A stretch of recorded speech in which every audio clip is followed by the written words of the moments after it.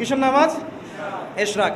নবীজি বলেছেন কেউ যদি ফজরের নামাজ জামাতে পড়ে তারপরে সালাম ফিরানোর পর ওই জায়গাতেই বসে থাকে এবং জিকির আজগার করতে থাকে, সুবহানাল্লাহ 100 বার পড়লো, আস্তাগফিরুল্লাহ 100 বার পড়লো, ঠিক আছে, লা ইলাহা ইল্লাল্লাহ ওয়াহদাহু লা শারীকা লাহ লাহুল মুলক ওয়া লাহুল হামদ ওয়া হুয়া আলা কুল্লি শাইইন কাদির, এগুলো পড়লো, তারপরে ধরেন দরুদ শরীফ পড়লো ইত্যাদি, জিকির আজগার শেষ করে সূর্য উঠে যাওয়ার পরে সে যদি 2 রাকাত নামাজ পড়ে, মাত্র 2 রাকাত, সে ফিরে যাবে একটা কবুল হজ, একটা কবুল ওমরার নেকি নিয়ে ফিরবে ইনশাআল্লাহ।